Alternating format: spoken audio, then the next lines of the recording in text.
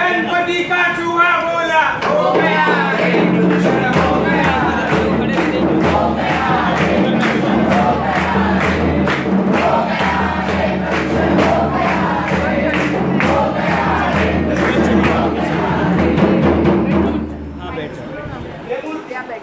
ये मूर्ति बिल्कुल मेरे पिता जैसी है।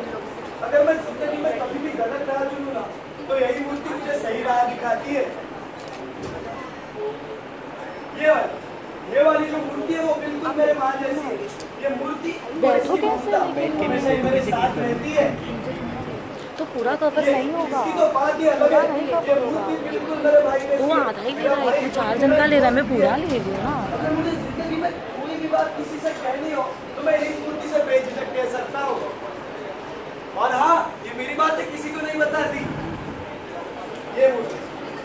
ये वाली मूर्ति बिल्कुल मेरे बहन जैसी है। मेरी बहन जो मेरी सारी गलतियों को माफ कर देती है और मेरी सारी गलतियों को अपने पेट में समा लेती है। दोस्तों, भले ही मैं एक मूर्तिकार हूँ, लेकिन फिर भी मैं इन सभी मूर्तियों में अपने रिश्ते ढूंढता हूँ।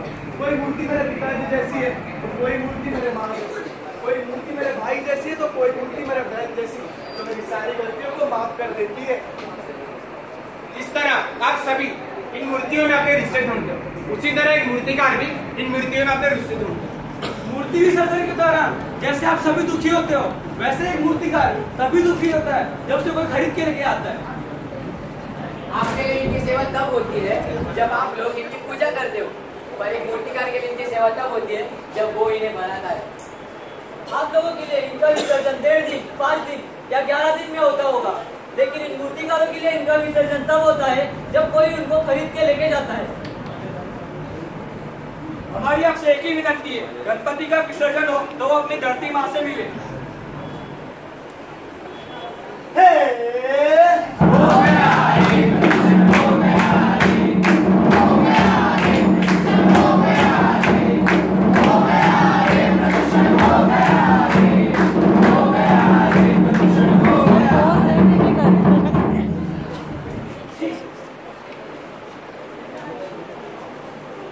कचरा उठा छोड़ना यार, क्या उठाएगा इससे?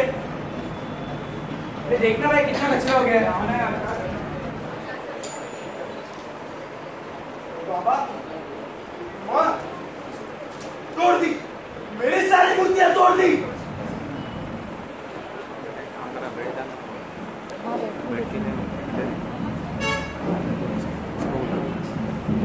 छोड़ना, क्या उठाएगा उससे?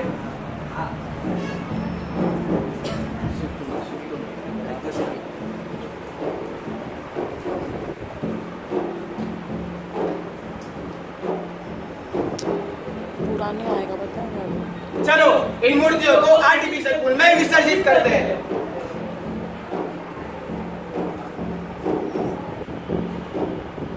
एक कलाकार के लिए अपनी कला ही एक पूजा होती है, उसका भगवान होता है। और मैं एक मूर्तिकार होने के नाते मेरी कला तो ऐसी है कि मैं खुद भगवान का एक स्वरूप बनाता हूँ। तो अब आप ही सोचिए दोस्तों, मैं अपनी इस कला को, अपनी मेहनत को ऐसे टुकड़ों में बिखरा हुआ कैसे देख सकता हूँ। सुख करता तो खरता वार्ता विघ्नाची, जिन गणेश जी को हम सुख करता कहते, क्या उन्हीं की मूर्तियों से दुख का निर्माण कर सकते? नहीं। सोचिए, अगर आपका कोई सगे संबंधी गिरा हो, बड़ा हो या उसे कोई चोट लगी हो, तो क्या आप उसे मदद करने नहीं जाएंगे? तो फिर आप इन गणपति की मूर्तियों को ऐसे अध विसर्जित कैसे छोड़ सकते हो? गणपति का विसर्जन होने का बापा हमारे दिल में होने चाहिए, ना कि समुद्र के किनारे से बिखरे हुए होने चाहिए। वक्रतुंड महाकाय सूर्यकोटि समप्रभा निर्विघ्नं कुरु देव सर्व कार्येषु सर्वदा। जिन गणपति बप्पा को हम सभी कार्यों में इतना प्रथम स्थान देते हैं, उनको हम ऐसे टुकड़ों में बिखरे हुए कैसे देख सकते हैं? हम 21वीं सदी में रहते हैं। हम जानते हैं कि पीओपी के कारण पर्यावरण को नुकसान पहुंचता है, फिर उसका उपयोग क्यों करते हैं?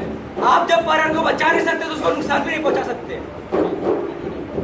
गणपति विसर्जन के समय आप सब खूब रोते हो। उस दिन रोने में कोई हिचकिचाता भी नहीं, लेकिन उन मूर्तियों क्या, उन अविसर्जित मूर्तियों क्या जो नदी किनारे यूं ही पड़े, क्या कभी उनको देख के आपकी आंखों में आंसू नहीं आते? जिस गणपति को हम सारी समस्या का हल मानते हैं, उसी गणपति को पीओपी से बना के हम पर्यावरण की समस्या बढ़ा रहे हैं। ये जरूरी नहीं है कि हम गणपति का विसर्जन समुद्र में ही करें।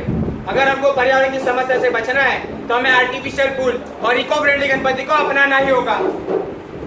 जब तक हम गणपति की स्थापना करते हैं तब तक हम उनकी पूजा करते हैं, लेकिन जैसे हम उन्हें विसर्जित करते हैं तो क्यों हमसे पराया हो जाता है?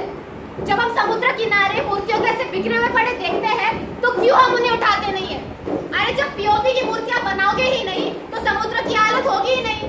हमारी आपसे बस इतनी विनती है कि आप इको फ्रेंडली गणपति अपनाएं या इन्हें आर्टिफिशियल पूल में विसर्जित करें। जैसा कि आजकल आप सबने न्यूज में देखा ही होगा कि गणपतियों की मूर्ति के कारण समुद्र हुआ खराब। क्या ये सच है कि गणपति जो हमारे विघ्नहर्ता है उनकी वजह से ये होता है? अगर आप आर्टिफिशियल पुल का इस्तेमाल करें और उस पुल में पीओपी की मूर्तियों को विसर्जित करें तो इससे पर्यावरण साफ होगा। जब भी वो आता है खुशियाँ ले आता है, जब भी वो जाता है तोहफे में आशीर्वाद दे जाता है। जब भी कोई मुसीबत आती है हमेशा साथ रहता है, फिर क्यों वो अपनी धरती माँ से नहीं मिल पाता है?